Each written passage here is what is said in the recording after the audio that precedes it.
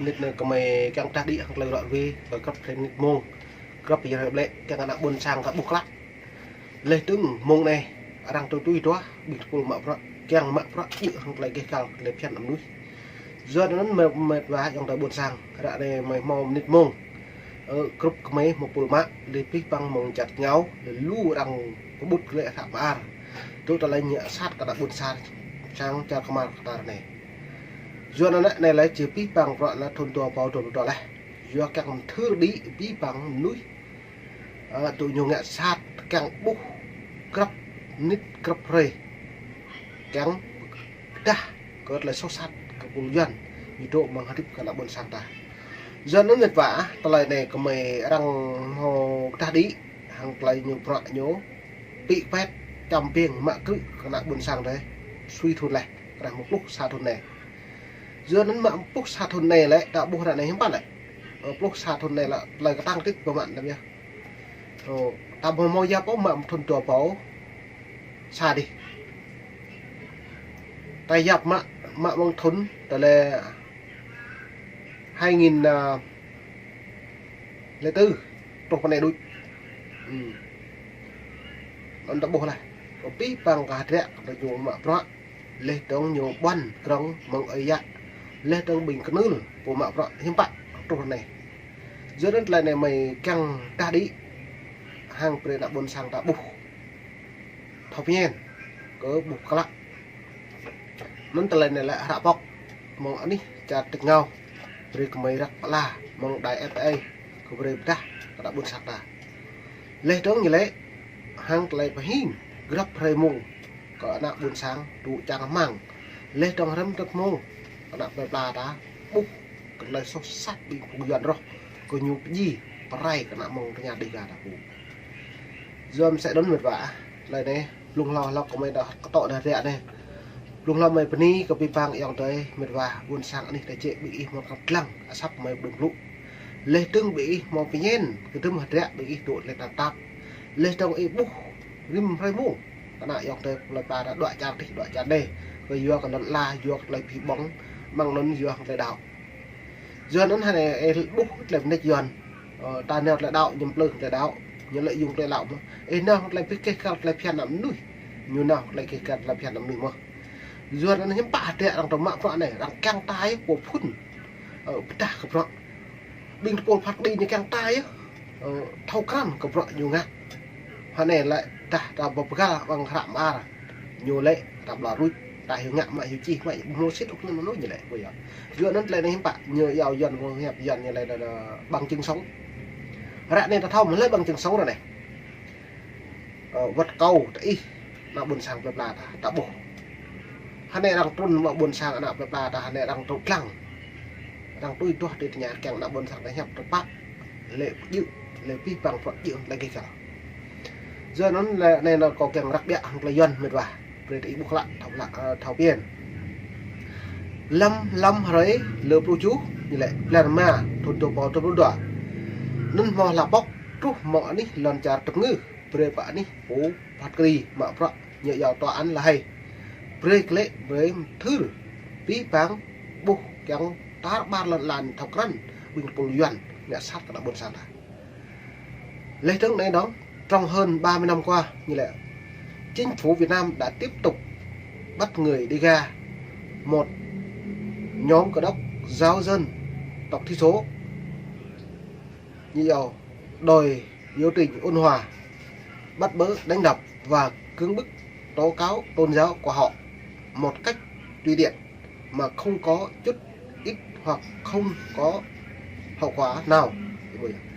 ta lấy nhiều tố cáo là những ngạ mạ cứ là những trăm piên là những ngạ sát bố một cái nào cũng là buồn sàng cả bố một lấy số nó này đang buộc lại này đang tạc lại nhiều này đang lẹo nằm buồn sang một cái nhà đầy cả được một số ta ấy nó cao ấy căn dạ kia là mà tình nhu là càng ấy nhẹ dạ kia là nhẹ dạ giờ ta lộ cây cùi như giờ đây xịt cây kế như giờ cây thùm ta liệp hào nâu như dạ nào như căn ta quyết nào lập là như giờ lắm bố mòn nào dạ hào thòng bọc sẽ tình nhũ mọi dạ lộ vừa đó là đúng tả tươi rồi này nó hẳn này rằng chi tích nhố ví dụ riêng cất cho giàn mỹ hẳn này ta bạt lần là này chăm bò có lần chặt bình công công sản từ nhố hàng Trung Quốc có biết bằng loại nhố hàng Trung Quốc chỉ xa đôi chỉ chẳng phải biết bằng cả buồn sang ta chỉ lần tập ngừa ta nhiều kẻ cái như vậy là do nó mình vả cái lần mày càng bret y buộc là thầu nhén có lại tiếp bình của doan này lấy tương như lẽ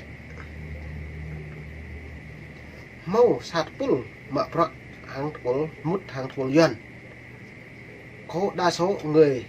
thường dân tộc thiểu số hiện đang làm nhập với Đảng Cộng sản Việt Nam. Như lẽ truy tìm những người đang tiến hành nhiều hoạt động quân chúng lê tướng để cải thiện cuộc sống của người dân, nhưng họ cản trở về cuộc sống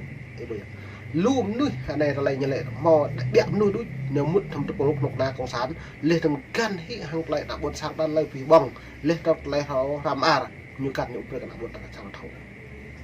pro đây em bạn như giàu tri thức Tây Nguyên nhu mò mạng mà Quỳnh Ivone để buồn này tôi mà Quỳnh Ivone là lại tạo buộc mệt và buộc một là sốc sao đã là có đủ mang non buồn nhập tả ngất như lẽ Ivone sót lại phiền được nhiều Ivone lại dọa ra như lẽ chi làm lấy như giáo nhân quyền Việt Nam vi phạm nhân quyền dọa nó nữa lẽ đông cả một lòn là Ivone là phước trong lịch sử Hoa Kỳ tại Hà Nội đi hiếm bạn lời này là phước trong lịch sử xóm mà lấy từng chi lấy một lao bọc cái chi mấy đi của Việt Nam bộ máu tụ nục noa hàng lấy đáo lên đồng hạt lấy cái cả lấy phèn làm nữa rồi nó lại này lấy nhiều quá lên đồng nhiều mạng cứ yêu này lấy lau đi từ bạn thun này đồng bạn thun nó đã đằng quá đấy nhủ chinh nhua lại bộ máu sóc yêu này những cái nhiều sóc lại phèn quốc tế bình cục đã bị dần yêu này là chinh nơi nào buồn sang cổ đạo đối lê trong cuộc thống lúc của bọn làm chào đúng yêu nên họ chăm tiền họ đã có lực nhủ giờ nó dòng để mày bread yêu lại đây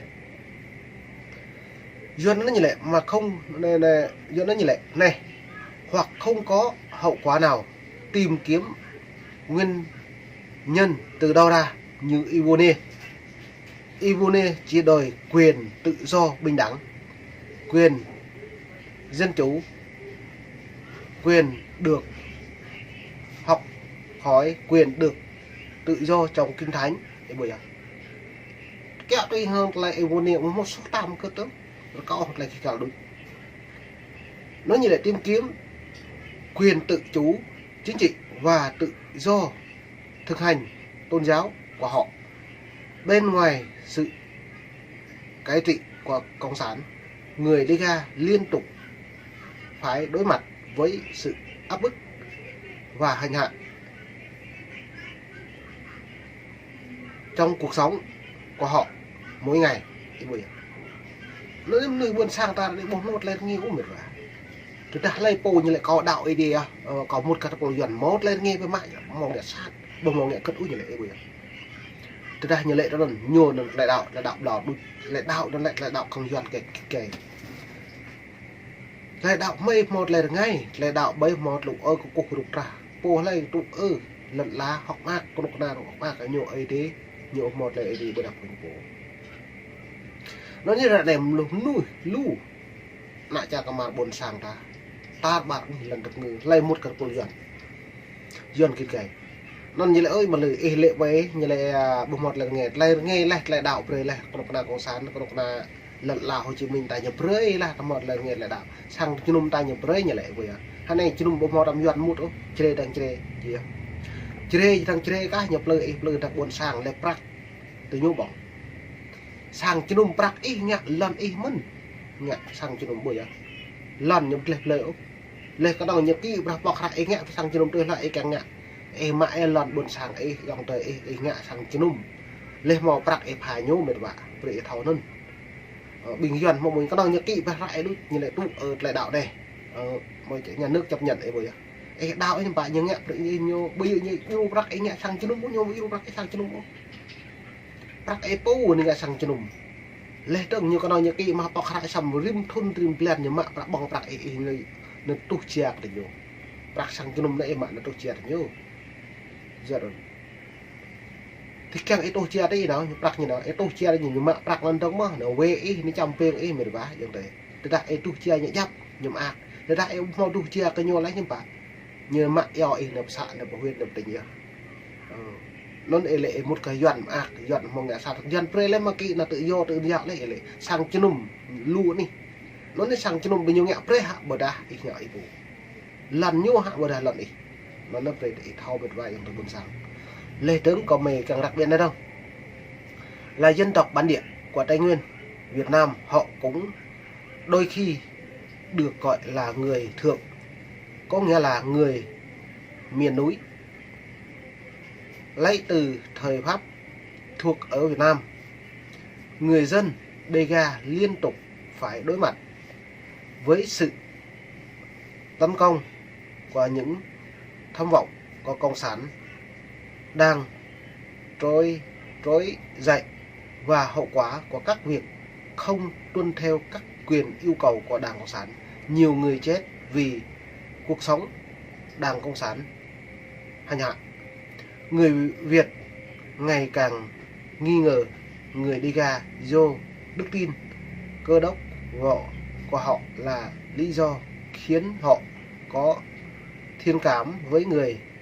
Pháp, với người Mỹ. Hà này nhiều đinh như lệ tí bằng pro hà này là nhiều huy cả đã bơn sang ta chạy chậm. Tôi yêu vua nia là ta bột là mò sòng ấy bồi. Rất yêu vua nia lại tôi cũng buồn sang lại xem hàng lại hiền hàng lại hiền như giàu là bộ luật cái nhân quyền lệ đóng lấy bộ luật dân sự hay phun khai nhập tố như giàu là văn phòng là nguyên nhân thắng lại xem hàng lại này kéo đây đã bột lại thêm nhiều hồ sơ vậy xăm pi bằng loại như dựa đây là nhiều hủy ít thâu mong mi em kháng như giờ là prang này mà kháng mi này nhiều hủy tua là mong em là tua là lao đời chụp lực thì chịu được rồi như làng prang hàng mi nó lại như lại kẻ thù như bố rồi sẽ đâm vào nên tao lại là về tung lùng về để buộc lại thầu bên có trẻ bình phục và cũng dần như vậy